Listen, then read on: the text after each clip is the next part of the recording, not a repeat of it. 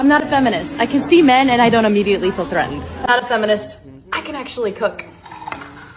I'm not a feminist. I can wear dresses and feel pretty. Oh, you're definitely not a feminist. You want to know how I know why? It's because that little tiny brain in there has no idea what feminism is. Number one, that dress you're wearing, the only reason you're allowed to wear that is because of feminism.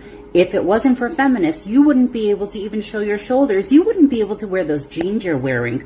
Or when you're about to shop with your credit card, you wouldn't even be able to own a credit card. Go to college, hold your own job, and if you did hold your own job, you'd have to give all your paycheck to your husband. And because of feminism, you are able to voice your opinion on who you want to be here on social media. Because before feminism, you wouldn't be able to voice your opinion at all because it didn't matter. Oh, and I'm a hardcore feminist. I bake from scratch, I cook like I'm a chef, and I get dressed up to the nines in glamorous evening gowns to attend the most fanciest events in New York City. I know things are hard. One day you'll get it and understand. I think the feminist movement also freed the slaves, too. This is the Paint the Town Red podcast, where we summarize the federal, local, and financial news. My name is Chance, and it is Tuesday. Some federal news. Remember the bishop who was praised by The View for grilling Trump and Vance in her sermon? Turns out she's raking in $53 million in order to take care of migrants. How is she getting the money? From taxpayer-funded programs, of course. Now we know what motivated her sermon. Not God. Financials. Dim claimed that Trump hates women and minorities. Meanwhile, he has hired Marco Rubio, the first Latin American Secretary of State.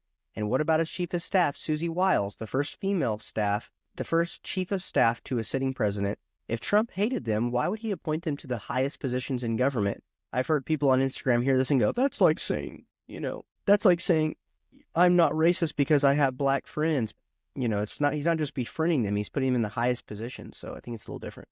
Rose announces $1 billion in savings after canceling 104 DEI programs. The Dems also claims that DEI was to correct only whites getting jobs.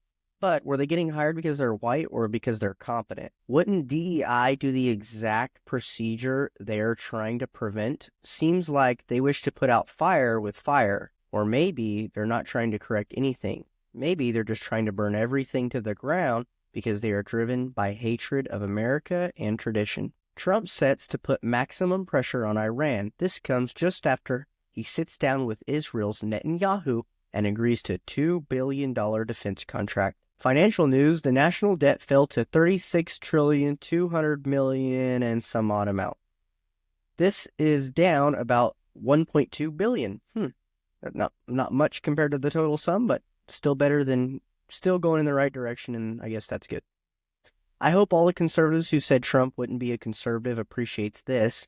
The West is weakening, and hating everyone besides Jesus Christ himself isn't really convincing anybody to join our team. So Palantir up to 102, AMD up to 118, Bitcoin still below 100K. Buy low and hold, focus on doubling your money, and most importantly, pay attention to what Nancy Pelosi is doing. She is the most successful investor in congressional history. Should she be allowed to trade? Anti-capitalist AOC thinks not. Do you? Some local news.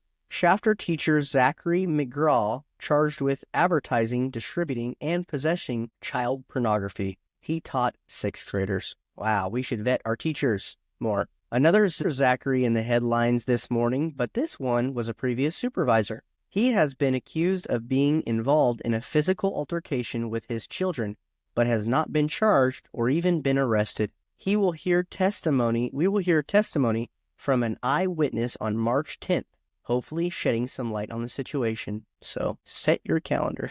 Because in a moment, they could all...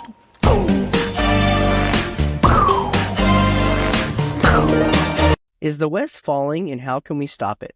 Being in politics, you learn about conservatism and progressivism. One seeks to move society in the future by coming up with new ideas. The other seeks to draw from the past to direct our future. Is the West acting in a balanced, pragmatic manner in order to achieve its goals and maintain its power? Or are we becoming too progressive? We can look at marriage in America and maybe draw some conclusions. In the 1970s, the marriage rate was 71%. In 2005, the percentage is down to just 38%. There is an old age battle that happens in households all across America, and that is a pool between your dad and your mom, or known as feminine and masculine ways of solving issues. This battle plays out to help raise the next generation of kids in America into society. But what happens when this union is broken and one side of the spectrum is overly represented? Some would argue that this is good, and this is the feminist movement, and this has allowed women to escape toxic masculinity and bad behaviors by their fathers in the house. The data does suggest that women initiate divorce 80% of the time, while the conservatives argue that we should seek traditional wisdom from the Bible and religion to fix these issues. The data also suggests Christians in America have a lower divorce rate compared to the rest of the population. Are these Christian women just suffering in silence? Everyone has an anecdotal story that fits their worldview to prove that men are evil or that women are untrustworthy. But when it comes to raising the next generation of Americans, we should realize this one thing. Our foreign enemies know that they can't defeat us through military action, so they seek to destroy us from the inside out.